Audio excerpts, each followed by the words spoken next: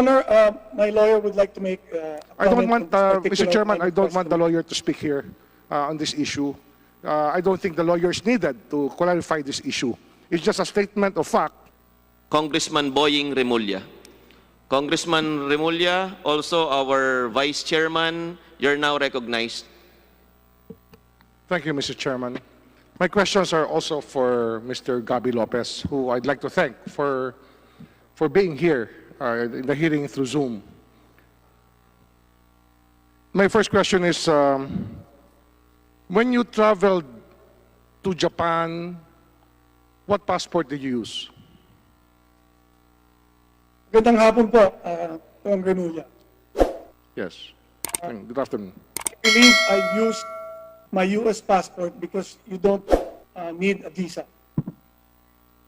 So, does it not occur to you, Mr. Lopez, that when you use an American passport, you are seeking the protection of the American government whenever you use that document? I am simply making a decision based on what is convenient in terms of visas.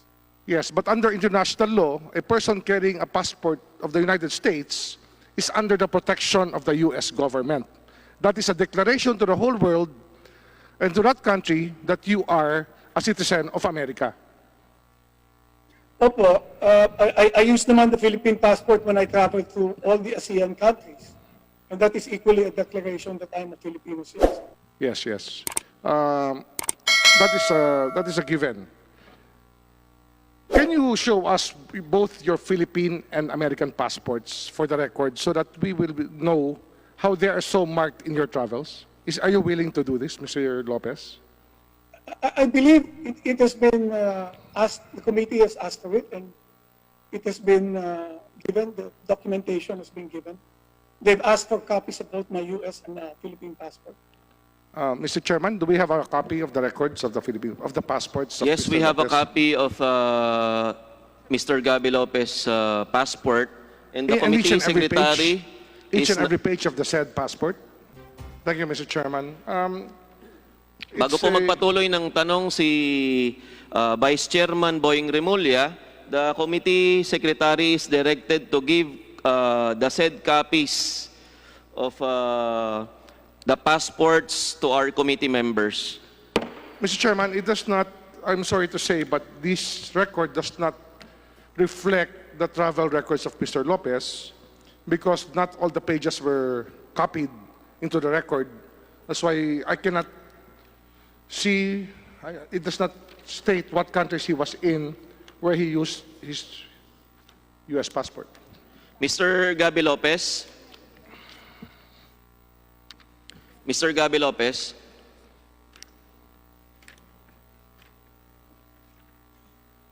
Maaari po bang magbigay ng mas magandang kopya at authenticated na kopya si Mr. Gabby Lopez, Comsec? Your Honor, I directed our staff to make a copy of each and every page of my U.S. and Philippine passport, and that was given to the committee po. Mr. Gabby Lopez, ang pakiusap po ng committee ito ay kung maaari po at hindi naman makakaperwisyo po sa inyo, ay maipadala po dito yung original na passport po ninyo. Para kami po ang gagawa ng kopya ng original po na passport po ninyo. Siguro Mr. kasama na rin yung taong pinagkakatiwalaan para hindi mawawala sa pagtingin ng tao yung kanyang hawak dokumento. po ng inyong abogado, Mr. Gabby Lopez. Okay. Maraming salamat po. The committee secretary is directed to execute the passport of Mr. Gabby Lopez.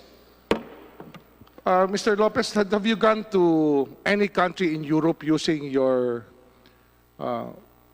U.S. passport, Mr. Chairman? Opo. Tuwing nagpupunta kayo ng Europe, ang ginagamit nyo rin ay inyong US passport, hindi ho Philippine passport. That's right.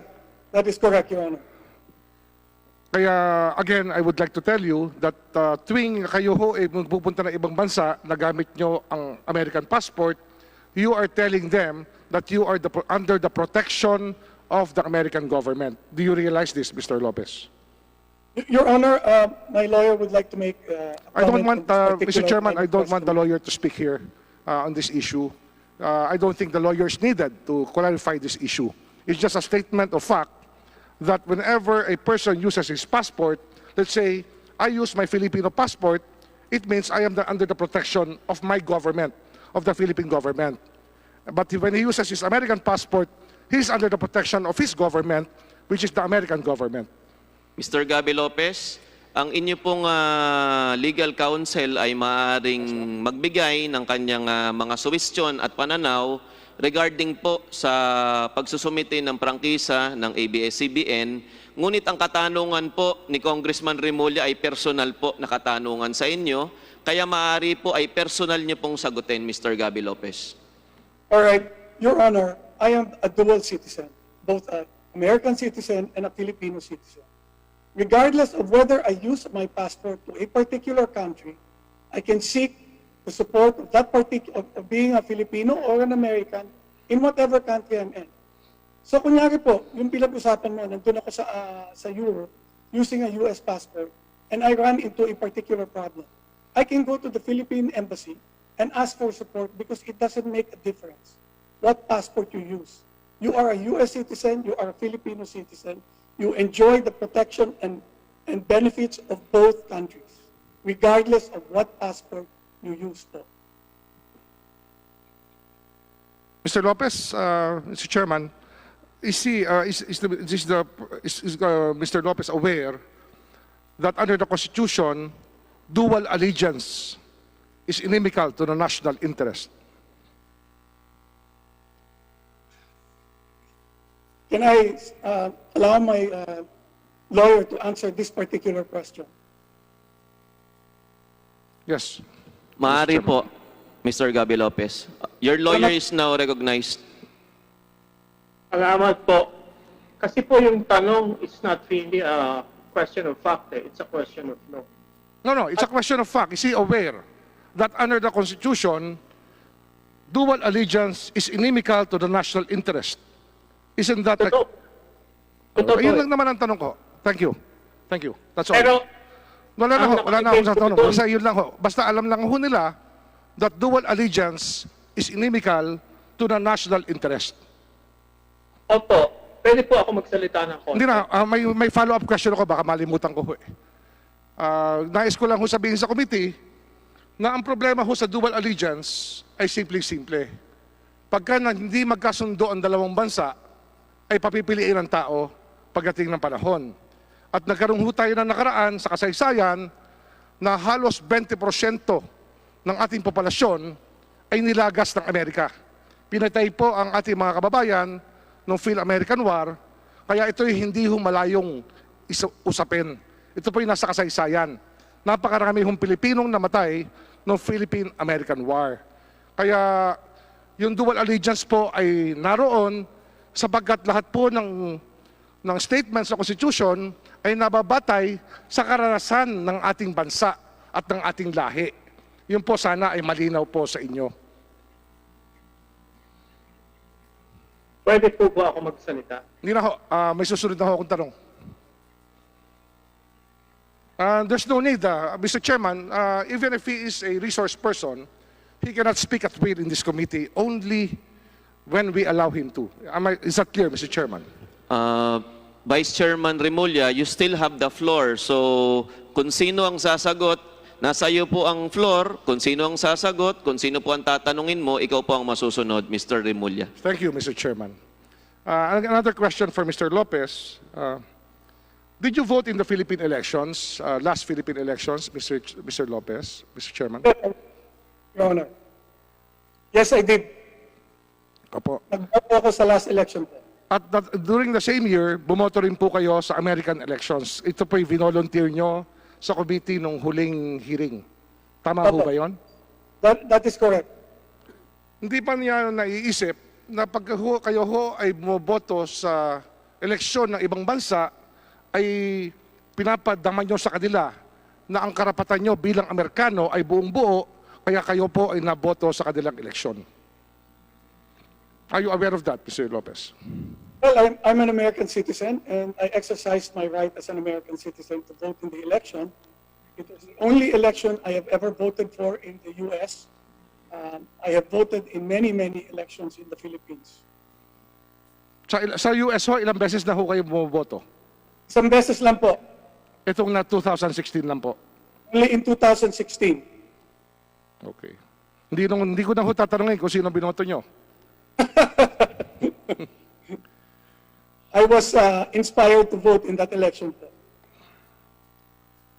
Ngayon, sa TFC kanina tinanong sa inyo na ito po ay rehistrado sa Amerika at nagbabayad ng buwis sa Amerika. Tama ba ho ito, Mr. Chairman? Yes, Your Honor. Ano hong citizenship nyo na nag-a-appear pag kayo po ay nasa Amerika? Pag Filipino channel po pinag-uusapan, kayo ba ay Filipino, American, or dual citizen?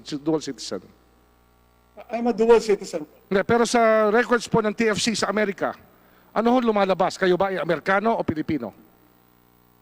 Frankly, I don't recall whether I'm even registered in TFC. No? So it would have to be. Ayo, would you know the answer to this particular question? Sabi, hindi ako involved sa TFC. Matagal na yung TFC. Okay. I have one more question before the second round, and that question is, just give me your reaction, no? Kasi meron ho talagang mga tao who are so proud to say that the Philippines is the land of my birth. Like our president, he says that. The Philippines is the land of my birth. Mr. Gabby Lopez, how would you react to that statement vis-a-vis you're having America as the land of your birth? America as the land of my birth was an accident. It was a consequence of my father's actions. My own actions speak for itself over the last 35 years. I have been a Filipino. I am proud to be a Filipino. Okay. All you have to do is look at my record. Salamat po. Isa na lang po, no? Kanina sinabi nyo nga na kayo ay American citizen at bumoboto kayo at lahat yan. Ngunit nahalata ko po, lahat po ng newsfeed ng ABS-CBN ay hindi ho sinasabi yan. Ang sinasabi ho yun, you are a Filipino citizen. Wala hong sinasabi na kayo po ay American citizen. Ito ba ho ay kasama sa propaganda ng ABS-CBN para ho sa isipan ng tao maitanim na kayo po ay Pilipino at wala ho kayong pagkabanyaga sa inyong pagkatao? Ito ba ho ay sinasadya ho na sabihin sa mga tao na kayo ay Pilipino lamang at hindi sinasabing kayo ay Amerikano rin? I beg to disagree, Congressman Remulla, to your insinuation that what ABS-CBN News does is propaganda. Ano ho yan eh? Nagbubukas po ako ng aking computer at ng aking tablet, ng aking telepono, at binuksan ko po yung Google Feeds. Sunod-sunod po yun. Mga article na labas ng ABS-CBN. At lagi ho nakalagay doon na kayo po ay Filipino citizen. Ngunit kahit minsan, hindi ho binanggit na kayo po ay American citizen din. Sana ho, malaman nyo lang ho yun. Kasi marahil, hindi nyo nababasa yung aking nababasa po. Would you like me to submit a video to you that shows that ABS-CBN has said I'm both an American citizen and a Filipino citizen? Hindi na ho kailangan. Sinasabi ko lang ho, yun po ang aking nakikita lagi. Yun ho ang aking nakikita lagi na ang pinararating po sa lahat ng mamayan ng ABS-CBN na kayo po ay Filipino citizen lamang. Hindi ho nila laging kinukompleto yung statement na yon kung makakalusot sa ibang mga pagkakataon po. Natural po yun kasi nga this is a battle of perception that we are doing here, no?